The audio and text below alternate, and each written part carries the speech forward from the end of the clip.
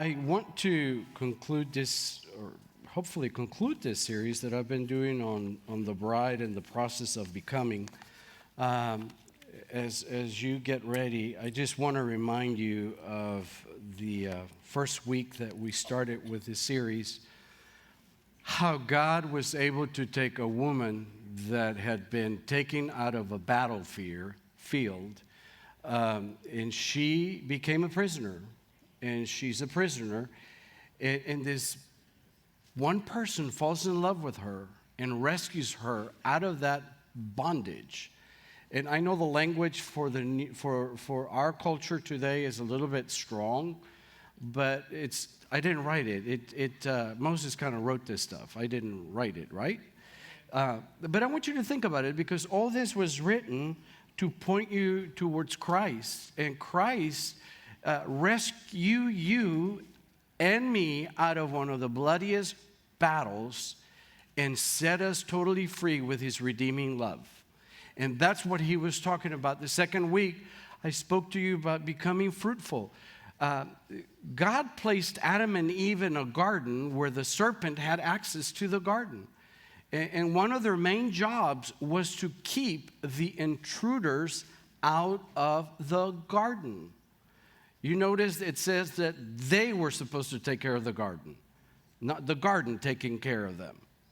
We're in a real social issue right now in economics in our country, and we want the government to take care of us. I'm telling you, we are supposed to take care of what God has given us and be stewards of our mandate.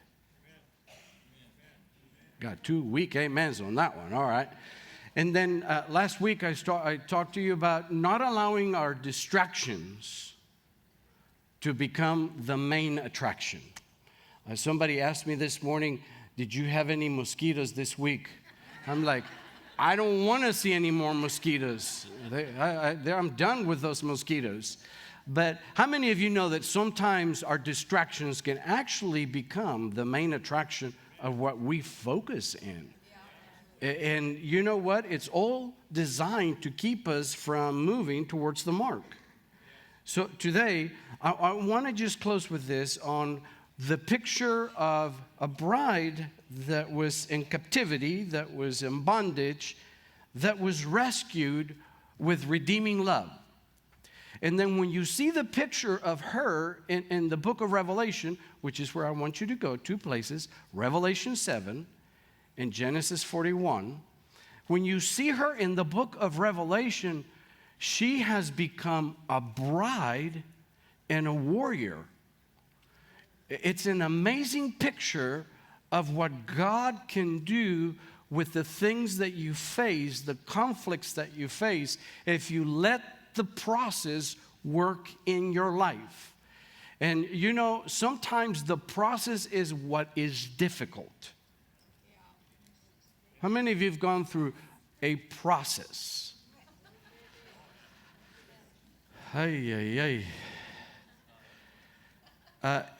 Yet, I want you to think of when the bridegroom sees the bride and speaks of the bride, he speaks of her different than she speaks about herself. Watch this. And I'm just watching the screen. Songs of Solomon 6, verse 10 says it this way. This is the bridegroom, by the way, speaking about the bride. He says, "Who is this that grows like the dawn?" In other words, this lady is getting brighter and brighter and brighter. She has learned the secret of moving from the darkest time of the night to the breaking of the dawn and managing the breakout of a new season. Okay. So watch this. If you think about this, what happens when she has fully been engaged in being part of experiencing a dark season? Have you ever experienced one? Yes. But then coming into the fullness of a bright season and recognizing the change of season. How many of you know that it's a little bit colder today? Thank God. I enjoy this coldness. But sometimes difficulties, pressures make us miss our new season. I've missed so many seasons because I've been focused on the process of what I'm going through. And this bride somehow has learned to manage the seasons. Not only that, the bridegroom says she is beautiful as the full moon, pure as the sun, awesome as an army with banners. Angie was asking me yesterday, Fernando, you cannot say that the woman looks like an army of banners. What in the world does that mean? Oh, she's missing in action. Let me tell you what it means. She has learned to become an army when she was a slave. She has learned to be a lover and to be a warrior. And in Songs of Solomon, chapter 2, verse 14, he says it this way: He has brought me to his banqueting table, and his banner over me is love. Imagine this. God brings this bride to a table where all her enemies are seated. And she sits and eats a meal in peace in front of all of her enemies. That's what Psalms 23 says. God prepares a table in the midst of all my enemies. He even makes me lie down while I'm going through difficulties. That's the picture that you see. But when you read the next verse, which is verse 13, the bridegroom says, "Come back to me, O Shulamite. Come back to me, that I may gaze at you as the dance of two companies." This is a Hebrew word that you read in Genesis 28. And here's what I want you to think about. The Shulamite was a dance that they used to have. And she would come dancing with swords. I don't know that I want Angie coming out dancing with swords. She may cut me up. But this Shulamite had the ability to wage war with her swords. At the same time, she had the ability to be a lover and a bride of the one that rescued her. And here's the picture that you see. She is dancing between two companies. She has learned to host heaven while going through a conflict on earth. It's two realms. It's very much the same thing that Genesis 28 speaks about Jacob. Jacob was able to host heaven. In fact, in Genesis 28, you see a picture of the ladder, and he sees angels ascending and descending while he's being persecuted by his brother. He learned the secret of hosting heaven while facing difficulties. And sometimes difficulties keep us from recognizing the new season because we're so accustomed to the conflict we're going through. Anybody can identify with that? I'm telling you, this past month and a half, I've shared the story, so I'm not going to share it anymore, but we went through this long month and a half of everything breaking up, and I'm like, we would go to bed, and I would look at Angie, are you in sin or something? Something going on with you? I didn't tell you what she would ask me.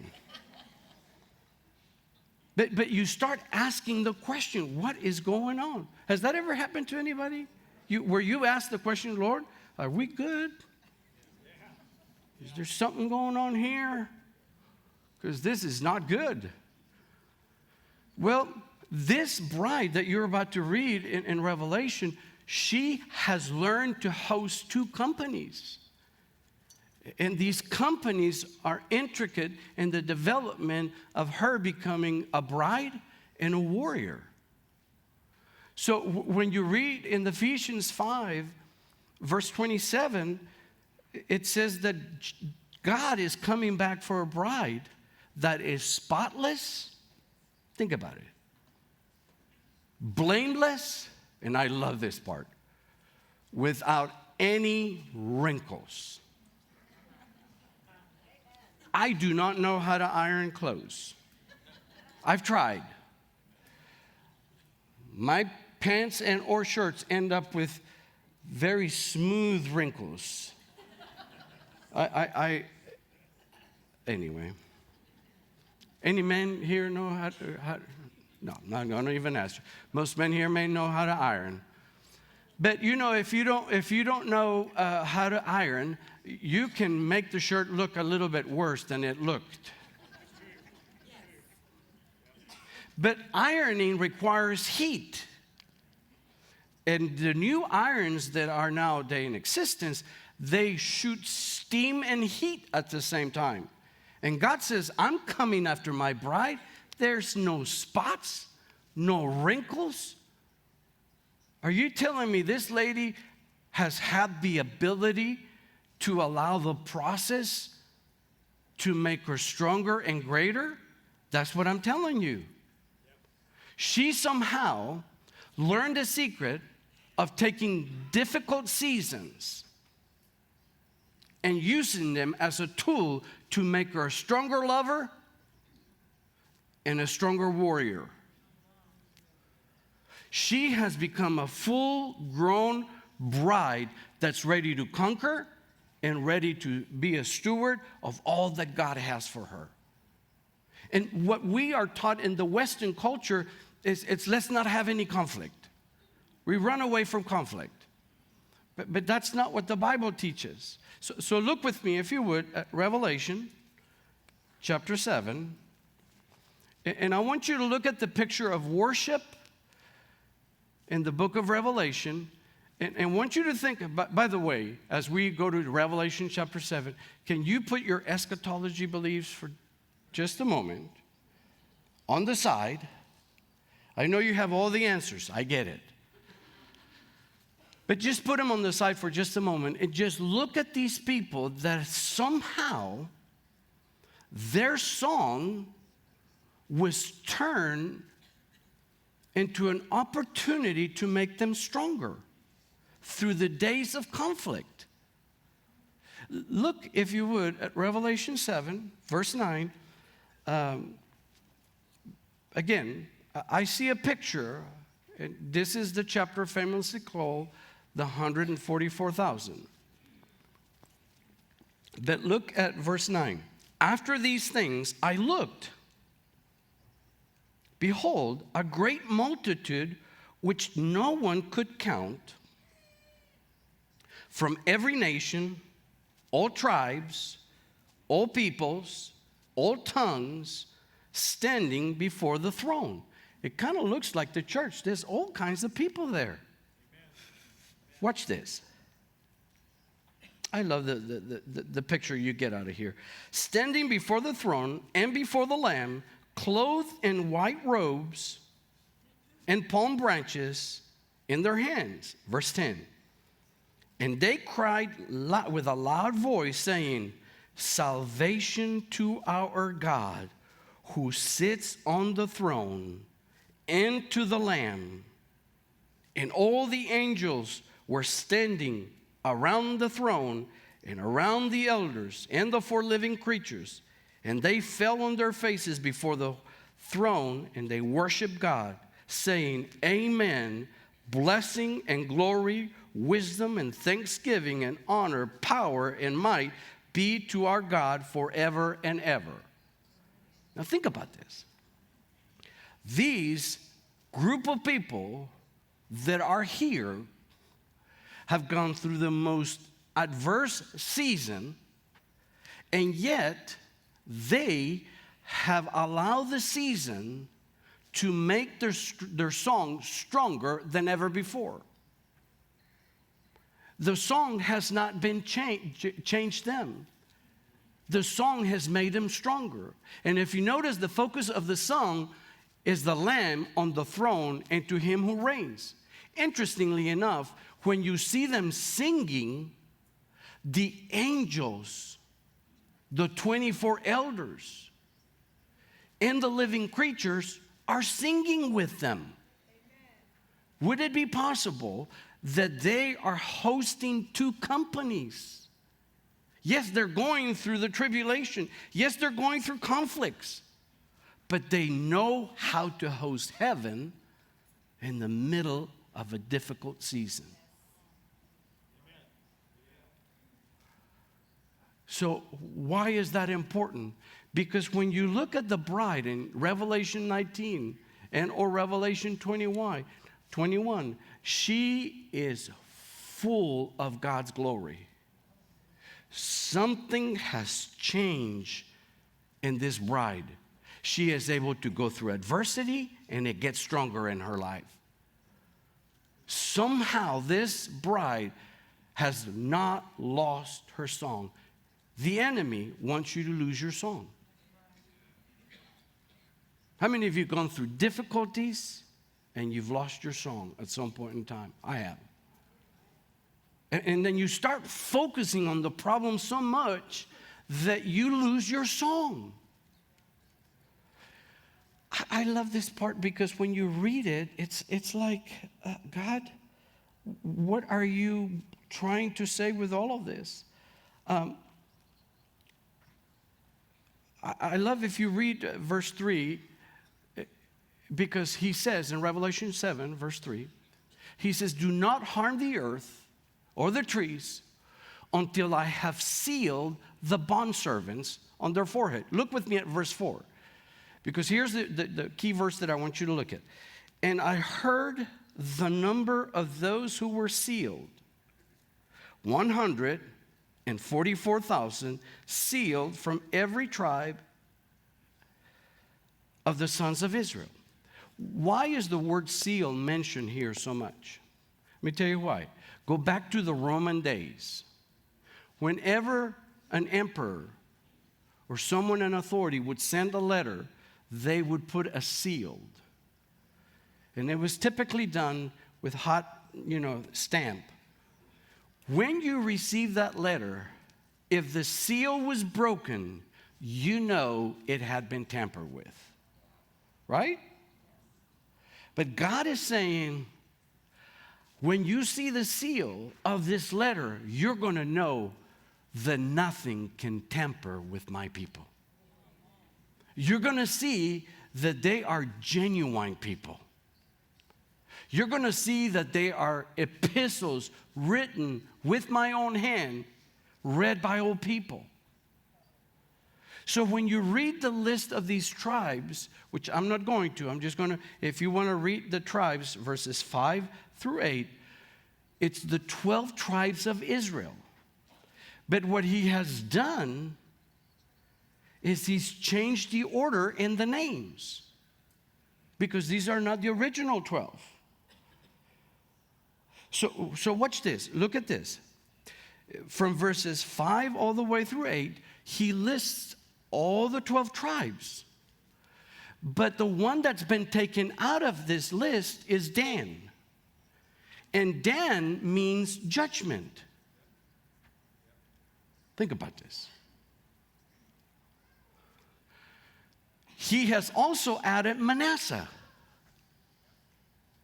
which tells me that when you see this bride, it says, I've taken away your judgment, and I have made you to forget all your troubles. You see, the enemy wants you to focus on your troubles. How many of you have ever been hurt? And you still have a memory of that one person? I mean, it's designed to change your song. It's designed to keep you from coming into the fullness of what God has for you.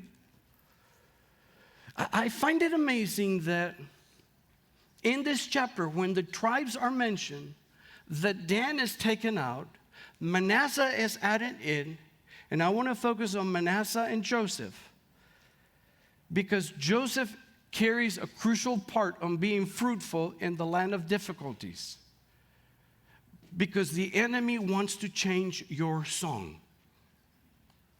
Now, let me ask you a question. If this is symbolic, or if you would read it today, would you read it today as a symbol? If you have any theological questions, you see all these elders here? They have all the answers. Keith is an expert in Hebrew and Greek. Roy is an expert in Aramean. Walt is an expert in Hebrew, Greek, Aramean, everything.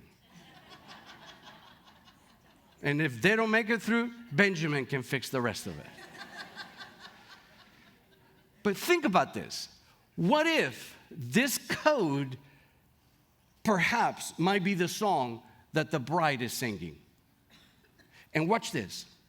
What if the song is, I'm going to praise you because you've looked on me with good fortune. Happy am I in all of my wrestling because you've made me to forget all my troubles. God, you hear me. You've joined yourself to me, or I'm joined to you. You've purchased me. You've given me a dwelling. And God, you will add to me because I am a son of right hand. What if this is the song that these tribes are singing? And the enemy saying, let me trick you by not doing Manasseh. In other words, keep living in the past. Don't forget your troubles. I remember getting hurt one time, and I said, Lord, this is crazy. How many of you have been hurt and you're like, has anyone ever been hurt in church? You know it doesn't happen in church. I am being facetious, you know that. And I remember saying, Lord, this is crazy. And you know, the Lord speaks to me with scriptures. I heard this scripture in in Zechariah 7. And the scripture he gave me was, I was wounded in the house of my friends. Are you better than me? You know, I was up front. Angie was leading worship at that night. I still remember. Maybe I need to forget that night. And I just got on my knees. I looked real spiritual, and I just said, I felt like this big. Because I felt like, God, this is horrible. Here I am complaining. In the process of it, I'm losing my song. Don't let the enemy rephrase your song. Amen. Regardless of what has happened, God is still true. Regardless of what's happening.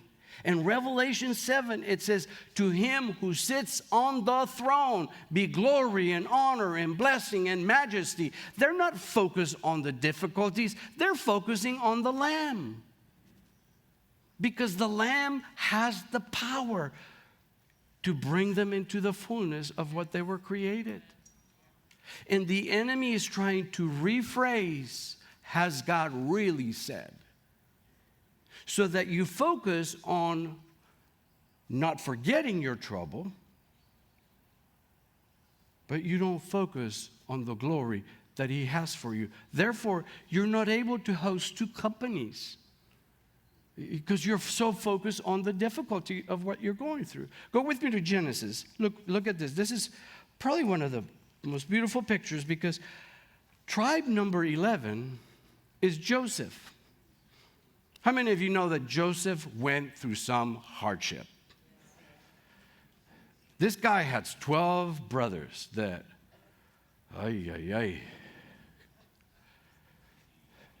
they tried to kill him. When he was a kid, they tried to kill him.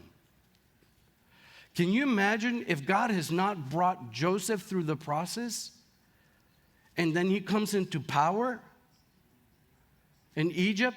What do you think you would have done with your brothers?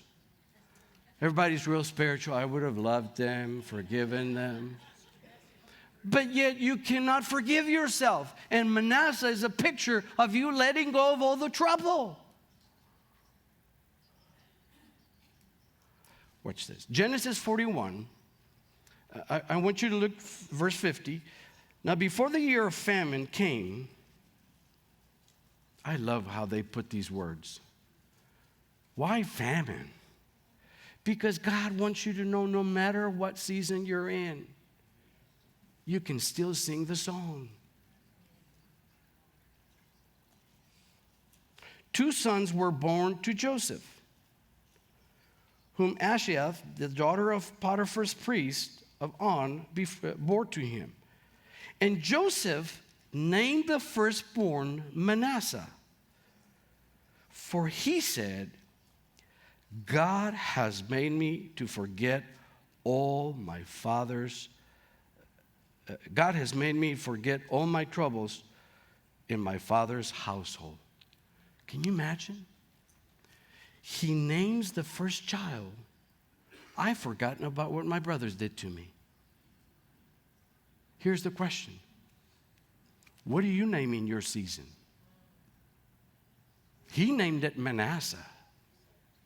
I'm letting go of all this stuff. How many of you have some unresolved issues that you just need to let them go? And let Manasseh rule and reign in your life. Let it go. Because he could have named that son some crazy name and it would have represented something. But not Joseph. Joseph realized that the way he would name that season would carry destiny to the next generation. And he names it Manasseh because God has made me forget all that my brothers did to me. That's an amazing story. And that's part of that song that you read in Revelation 7. Look at the second son, verse 52. And he named the second Ephraim, for he said, read it with me, God has made me fruitful in the land of all my affliction. Where did he learn all this? In the land of the affliction.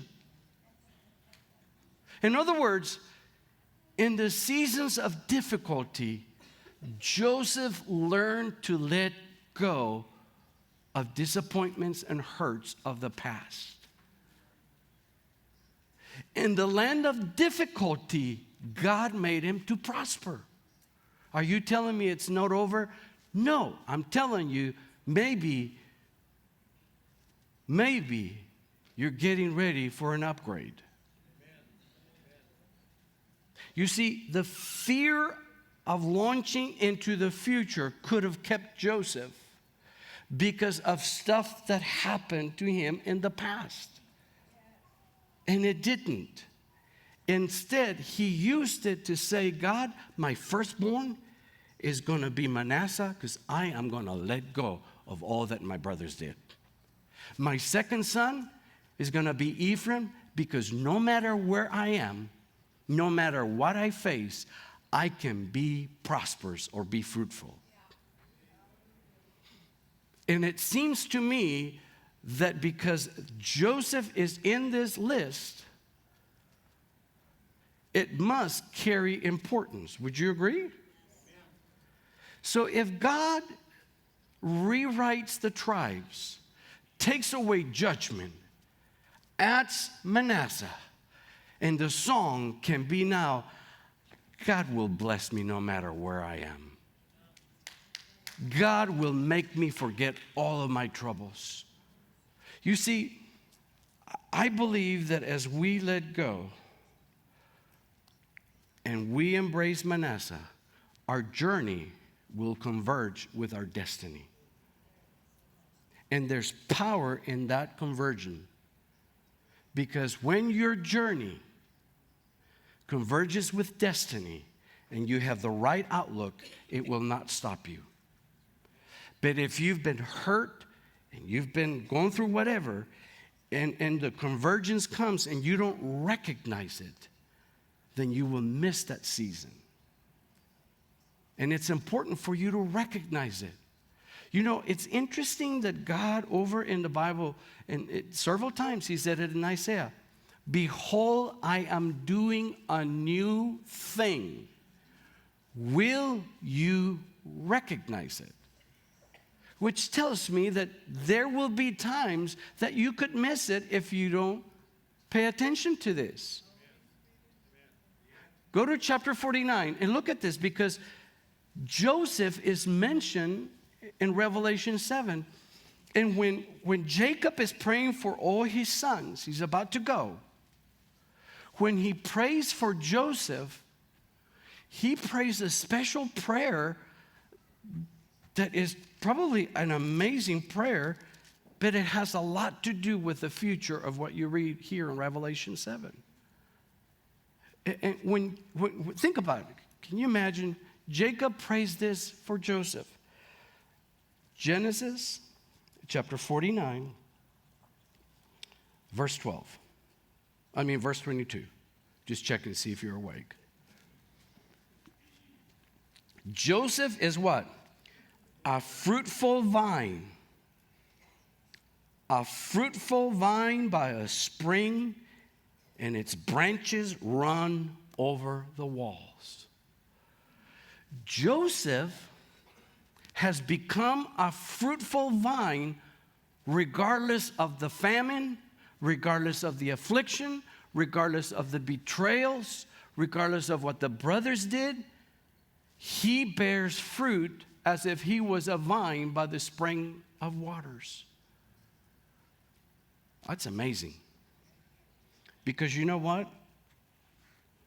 You have the power to bear fruit in adversity. I don't care where you're at. And listen, I know that when you're going through an adverse season, it's big to you, it's not big to God. He loves you, but he sees your future. And Joseph did not shipwreck his platform. Look at the next prayer. I love this. I don't know that I kind of like it, but verse 23. The archers bitterly attacked him. How many of you had some archers send some swords and arrows your way? Have any of you ever had to face an arrow? Ephesians calls it, I'm not going to go there. The archers bitterly attacked him. They shot at him, and watch this, they harassed him. Those deadly arrows in Ephesians 6 is a picture of fiery darts, fiery missiles that come to you that bitterly attacked you. I told you this past season, that month and a half that Angie and I have been going through this, we're like, are we losing our song? What is going on? I told you I don't do good with home repairs. And so, was it 2 weeks or 3 weeks ago that we almost flooded our first floor? And I'm like, Lord, have mercy.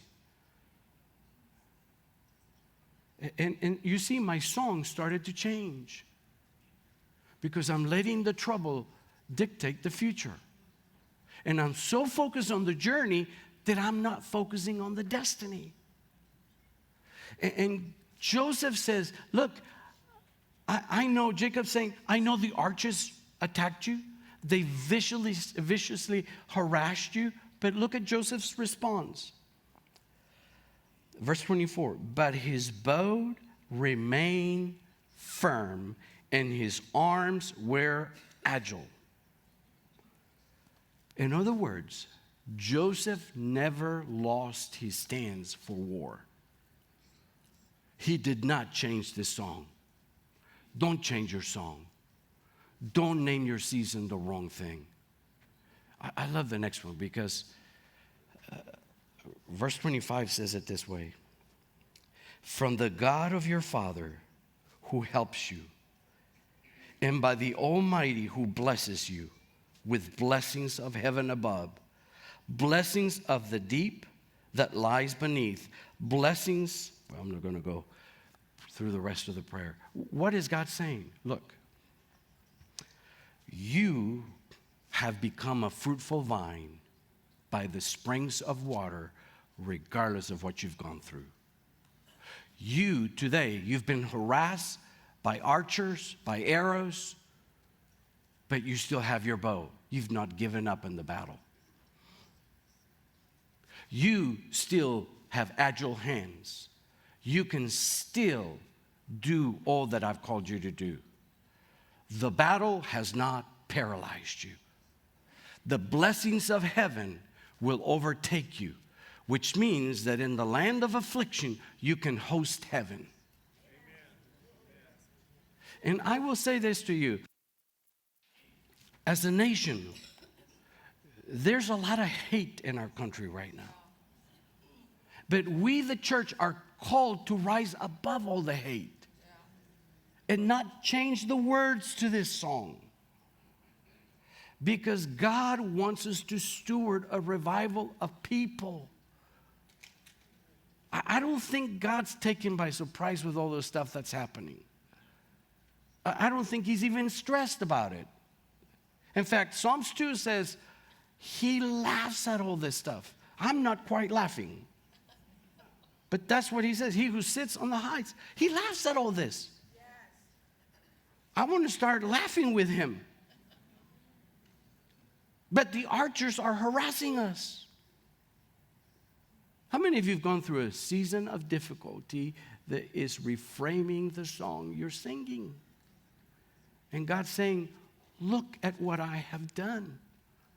I took all the scriptures, all the way from Genesis through Deuteronomy, all the way to Isaiah, all the way to the New Testament, all the way to the resurrection, all the way to the end, so that you could get a glimpse in the book of Revelation what you look like.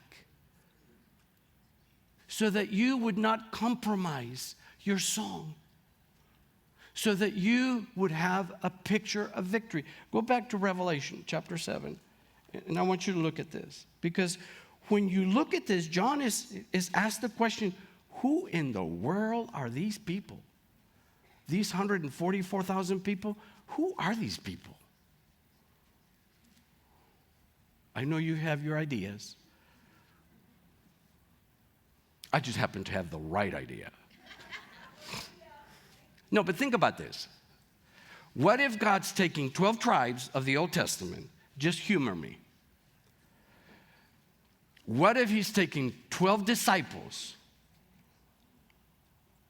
the old and the new, and you multiply 12 by 12? Any good here with math? It comes to 144. What if God's saying, I'm giving you a full picture of what redemption does to a bride who was captive, who's now become a bride and a warrior, who knows how to host heaven in the middle of conflict. Look at verse 14. And I said to him, my Lord, you know. And he said to me, because he's asking, who in the world are these people?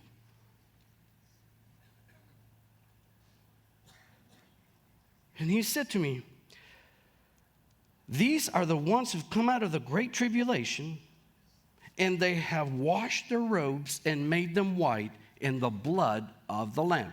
I have just a question. It's got to be symbolic. Because if I dip my robes in blood, what color would they be? But they come out white. But yet you read in Revelation 21 that the robe of Jesus was dipped in the blood of grapes, and it was red because it was the blood of his enemies. So here's these people. He says, who are these people? He says, these are the ones who have washed their robes in the blood of the Lamb, and they have made them white. They have learned the power of the blood in the middle of all the conflict. They are singing this song, I'm going to praise you because you've looked at me with good fortune, and I am happy with all the archers, all the arrows. Not quite there. And I am going to forget all my trouble because I know you hear me. I'm joined to you. You purchased me. I'm your dwelling, and you're my dwelling. God, you're not going to take away from me. You're going to add to me because I am the son or daughter of power, right hand. I love this next one. Verse 15, for this reason they are before the throne of God, and they serve him day and night. Now remember, there's no day and night in heaven. You can read that in Revelation 22, verses 1 through 4. They serve him night and day in his temple, and he who sits on his throne shall spread his tabernacle over them. It seems to me that in Songs of Solomon, he is become the banner that brought that girl to the banqueting table, and his banner over her was love. Now he's saying, that was a picture of the old. I'm going to give you the reality. When you're going through this difficult season, I spread my tabernacle over you. Don't tell me that you would face the battle differently when you know he's spreading his tabernacle over you. Well, but I'm going through a lot of conflict. Yeah, but I'm spreading my tabernacle over you. It gets better. Verse 16, they will hunger no more, neither thirst anymore, neither shall the sun beat down on them, nor any heat. Why, Lord? Help me understand. Read it. Because the Lamb that is in the center of the throne, it's not the conflict, it's not the journey, he is the center.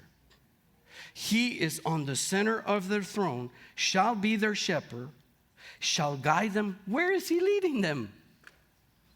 Read it. To springs of water of life. And God shall wipe away every tear from their eyes. What tears is he talking? He's talking about tears of affliction.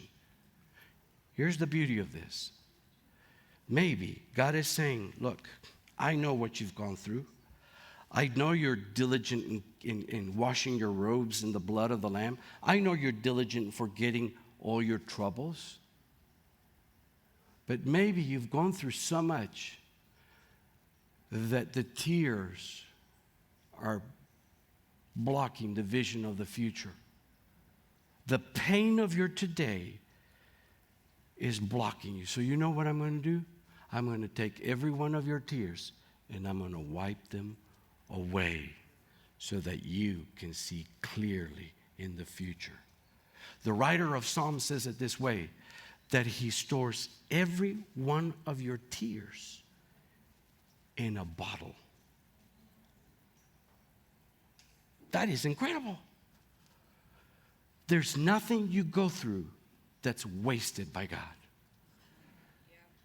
My point to you is, don't let any intruders into your garden. You were a slave, yeah, but I'm a bride today. I'm a warrior today.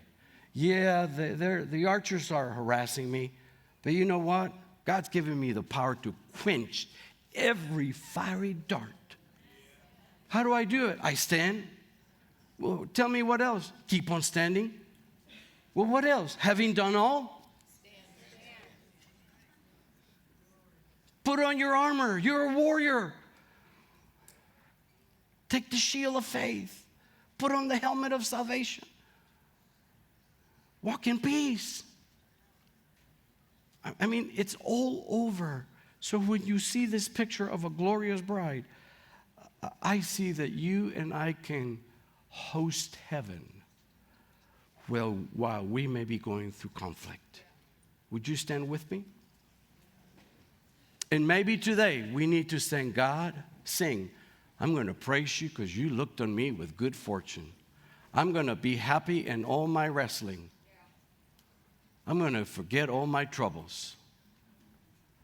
Maybe today you need to let go of the 12 brothers that try to kill you. That's what Joseph did. He named his firstborn Manasseh. What these 12 dudes did, how many of you have good memory? Especially of people that have hurt you. Angie teases me because she says, Fernando, you can recall an argument from 1985. I'm like, No, we got married in 1983, Angie. I got it 36 years. But maybe you need to let Manasseh make you forget all your difficulties and say, God, I'm going to renounce this stuff. Because when it's all said and done, you know who that poisons? You. It doesn't poison your enemies. It poisons you. And interestingly enough, you notice that the most difficult seasons of forgiveness, especially in the Bible with these last 3 messages, it's all related to family. Folks, I'm telling you, we have a great destiny ahead of us. And our nation needs us. But the nation needs us strong. The nation needs us to steward heaven on the face of the earth.